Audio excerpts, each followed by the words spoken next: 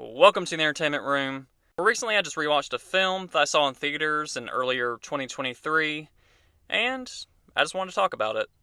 A raunchy comedy that I admired much more than I thought I would, and that film is No Hard Feelings, starring Jennifer Lawrence and Andrew Feldman, with performances also from Matthew Broderick and Laura Benanti. And this one was directed by Gene Stupnitsky and written by Stupnitsky himself, as well as John Phillips. It follows Maddie, who is in danger of losing her home due to financial issues, and she takes on a strange Craigslist ad to date a wealthy family's son in order to kind of open him up and bring him out of his shell before he goes off to college. And it's a very odd premise, cause a bit of an uproar, but we'll get to that. An R-rated comedy that when I saw it, the trailer, I really expected raunchy, to say the least. I expected a lot more of that. The trailer, the way it was advertised, I expected a whole lot worse. Like something more similar to like a Bad Teacher or Bad Santa kind of vibe with a vulgarity, which wouldn't have necessarily been a bad thing, but actually I was pleasantly surprised as a whole to see how this film really handled its subject matter. So, we have some excellent talents attached to this, a lot of promise. Let's get into it.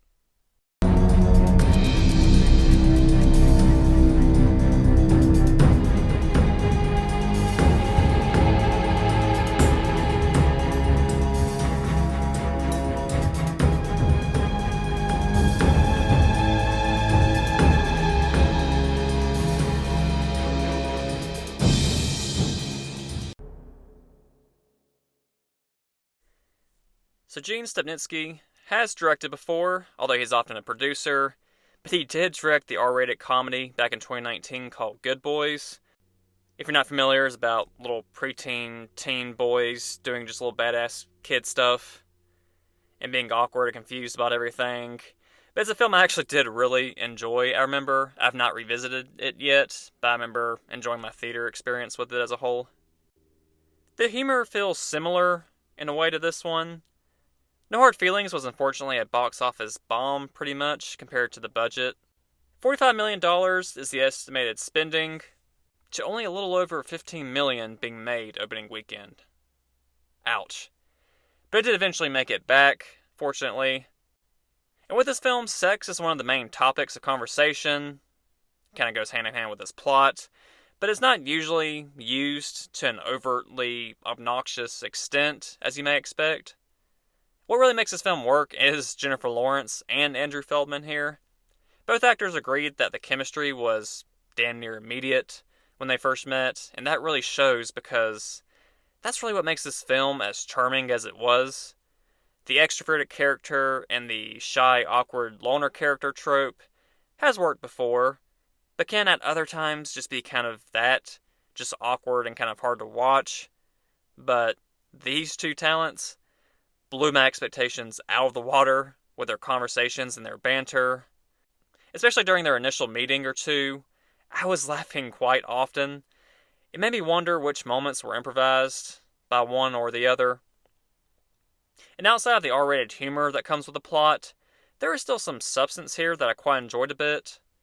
In spoilers, I'll kind of touch on some of the more specific issues and trauma that these two characters went through. But it was really worked into their conversations pretty smoothly, with each person sharing their past and shared family history. Sometimes you get films with characters that are just unnecessarily bizarre or farcical, and they just don't feel like real people. Just actors doing the absolute most to try and pry laughs out of you. And while that has worked and has its place, it can still lead to a really annoying and forgettable film, especially when you try and force substance and conflict, and it just kind of fails to give you things to care about with these characters, just for the sake of checking a box. But here, in No Hard Feelings, these characters just feel more real and more grounded when they need to be, and there's really a lot of deep-rooted insecurities with both of them. And I particularly like this one moment with Percy pulling a simple little old-school game to play with Maddie. But with Maddie's issues from the past, she just damn near panics for a minute when he plays this simple game.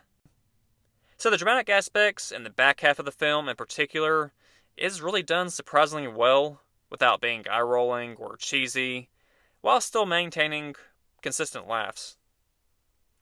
Now, I can't really discuss this film without bringing up some of the controversy with the plot. A 32 or so year old basically being prostituted out to a 19-year-old, set up by the teenager's parents. And I get it, if genders and the situation was kind of flipped, this would feel much creepier to more people. And it is a bit odd, but for starters, of course, I feel it's easy to tell the film isn't really condoning or hyping up this concept. Comedies often just take ideas and issues and really just kind of exaggerate them. It kind of explores the plot in a more figurative way, sometimes simply for a laugh, but also, in this case, to prove a point, or to kind of find a blown up way to get a message across. And sometimes people just don't get that, or just don't understand it, or understand the purpose in telling a story in that way. But unlike a lot of films these days that tend to seem like they're just kind of catering and kind of playing it safe, I really like that this film just took its idea and just went for it. It didn't seem like it was holding back. While it's not the perfect movie, I feel like the creators really made it their own. And they really just stuck to their guns and made a really nice story and a really funny comedy. But this film is very much about the helicopter parents in the world that do exist. Ones that come on too strong on their kids, very controlling, manipulating their choices, their experiences, their environment. And especially with those where money does talk. And while the situation that happens in this film is out there, and most parents probably wouldn't do something like this, I'm sure we all know at least a few sets of parents who have a very similar kind of uptight vibe to these two. And I think that take on this specific story is really great. And I'm sure some others can explain this a bit better in the film's purpose, but I tried. But you agree with it or you don't. But the actors also stand by the film. The director even pointed out that no one batted an eye at the Bradley Cooper, Jennifer Lawrence age gap in Silver Linings Playbook, just as an example, but I'm not even going to get into that. But anyway, comedies are hard really to recommend. Humor is just so subjective. You may find something hilarious, but then you show it to a friend or family member and they don't even crack once. And it just feels like a slap in the face every time, but I really do stand by this film as a whole. But either way, there are some excellent performances here, great laughs, and a couple nods to Ferris Bueller's Day Off, with, Matthew Broderick being involved as Percy's father. And there's definitely some rewatchability here for me also. And again, it's not the best in the genre, or with its themes, but it really is a standout effort to me. My main other complaint might be that the ending, to me, feels a little bit rushed compared to the flow and the setup of the rest of the story and how they told it. It's still a good ending, all in all, but I just feel like things were kind of wrapped up and just kind of came together really quick. But maybe that's a nitpick by me more than anything. But I'll hit a couple spoilers now if you haven't seen it. I do recommend it, although, like I said, comedy is hard to recommend. But as far as I'm concerned, this is one of the biggest surprises of 2023 to me, as far as the newer films I did see. I didn't exactly get what I was expecting, and here, that's a huge plus for me. But, on to spoilers. I again like the conversation and the subtle details with these main characters and their issues that they share about growing up. Maddie's dad leaving her and her mom when she was young. Her mom gets sick and has passed away, and now the house is almost taken away from Maddie, and it's kind of the last thing she feels she has left. And involved with the house part is some social class themes, with the rich coming into this little town and driving up the property taxes. And of course the game I mentioned earlier that Percy played with Maddie was the finger trap game, where you place a little trap on your fingers and you try to get it free. And of course he meant it simply as a basic little game for them to play together, but she panics like immediately and wants it off, right now. But he teaches her to push in order to get free. And of course that little lesson there plays a huge theme and a huge part with the rest of the concepts. And with Percy, he is shut up in his room most of the time with only online friends because of the severe bullying he got when he was in school. for the sick rumors about him and his parents that weren't true. And so, with that, we have another set of confidence and attachment issues. I'm also a sucker for great music scenes. Not musicals necessarily, but great scenes where a character sings or maybe dances in a dramatic or emotional way, or in an empowering way. And in this case, it's Percy being pushed by Maddie to play piano at a nice restaurant that they go to. And he chooses a slowed down piano version of the classic song Maneater. And it is just a brilliant, memorable performance, and a nice addition to the film.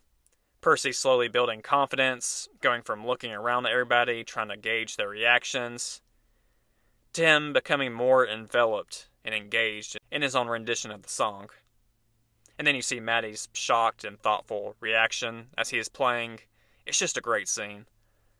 And as someone who is introverted and feels pretty awkward in a lot of social situations, I love characters who start in a similar way, slowly coming out of their shell with new confidence. It's really an arc that means a lot to me when it's done well. Another great film like this, just as a side note, that I may review one day is called The Way, Way Back. Again, funny in a lot of ways, but some great messages and great character development as well. And as a character that's similar in personality to Percy a little bit, so I do recommend that film also. But back to what I said about the initial meeting between these two characters in this film, from the dog shelter to Maddie's house, and even their first date. I just knew right away that I loved the chemistry between these two characters. It was a lot smoother than I expected.